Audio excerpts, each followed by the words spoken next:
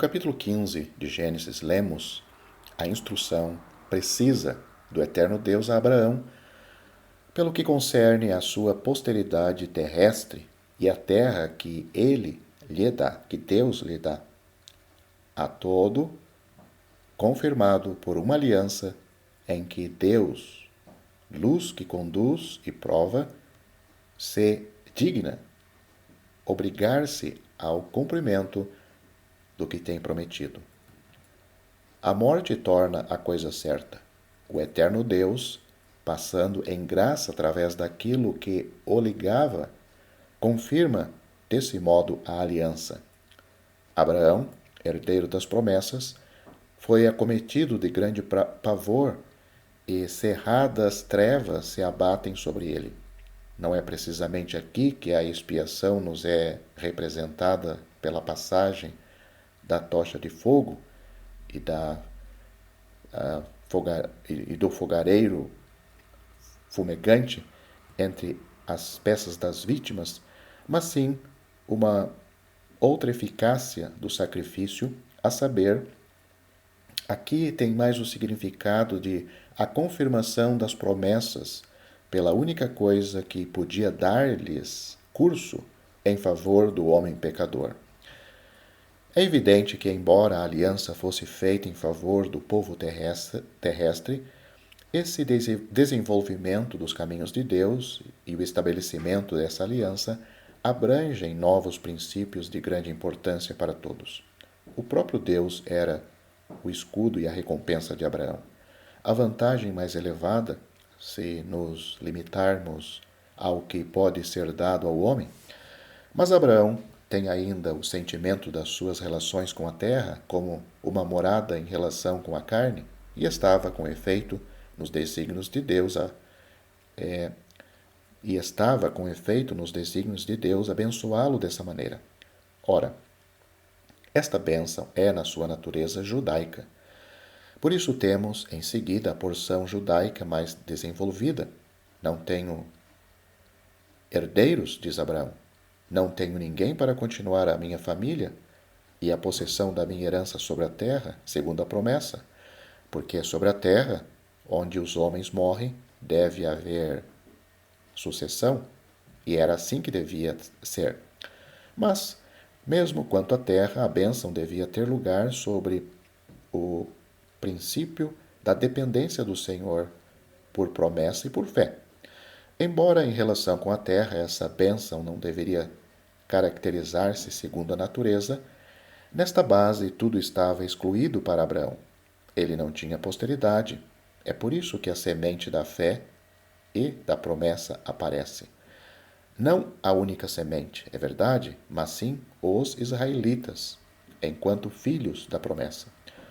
O princípio é expresso, a fé é imputada para a justiça, desde que Abraão creu em Deus.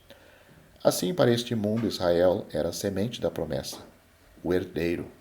Vem depois a aliança quanto ao país, de harmonia com a promessa feita enquanto da chamada de Abraão. O Senhor compromete-se a si mesmo com Abraão pela obrigação solene da morte das vítimas, como vimos já, porque, com efeito, a aliança é assegurada pela morte de Cristo, sem a qual os judeus não podiam ser beneficiados. Quanto ao cumprimento atual, esta promessa está ligada aos sofrimentos do povo no Egito e à sua subsequente libertação, quando os opressores do povo e os usurpadores da herança forem igualmente julgados. Já assinalamos o caráter do ato pelo qual foi feita a aliança. Quanto à forma deste ato, o ouvinte pode comparar Jeremias, capítulo 34, versículos 18 a 19. Aliás, isto aqui não é uma promessa que chame Abraão a sair pela fé, mas é a herança assegurada à sua posteridade por herança sem condições. É a promessa a Israel, semente da promessa, herdeiros em relação com a terra e com a carne. Note-se, por outro lado, que a opressão do povo de Deus, os prolongados sofrimentos desse povo, herdeiro prometido, estão em conexão com a paciência de Deus para com aqueles que hão de ser julgados. Compare 2 Pedro, capítulo 3, versículo 9. Note-se também que os opressores de Israel são julgados por causa de Israel, assim como usurpadores da sua herança. Termina aqui a exposição dos planos e dos desígnios de Deus, os caminhos do homem e os caminhos de Deus em vista do seu cumprimento. Começam a ser desenvolvidos a partir do capítulo 15, assim como a marcha e os obstáculos vindos da parte daqueles com os quais o seu povo pode estar em relação, seja de que modo for. Estes desenvolvimentos vão até ao capítulo 23, onde Abraão cessa de representar a linhagem da promessa. Sara, vaso da semente de promessa, morre, e o herdeiro ressuscitado, em figura, Isaque, vem em primeiro plano, como aquele que Deus põe em evidência. Os que são nascidos segundo a carne, como Ismael, precedem aqueles que são nascidos segundo a promessa, como Isaque. Não podemos deixar de notar o quanto todos os grandes princípios dos caminhos de Deus e da condição do homem nos são expostos em Gênesis e dão a este livro, particularmente nas partes que acabamos de percorrer, um caráter impressionante e um frescor tão notável.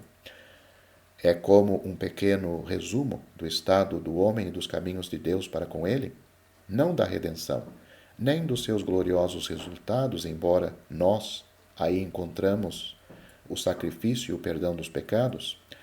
A redenção encontra-se em Êxodo. No livro de Êxodo, o estado do homem, os caminhos de Deus e as suas promessas fundamentais são o assunto de Gênesis.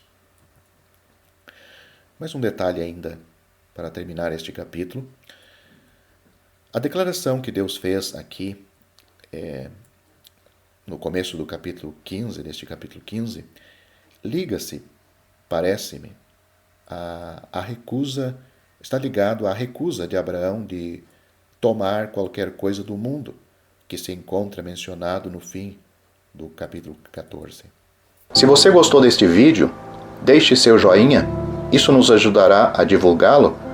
Também não se esqueça de inscrever-se em nosso canal, ative o sininho das notificações para que você receba os novos vídeos, deixe seus comentários. Obrigado por assistir este vídeo.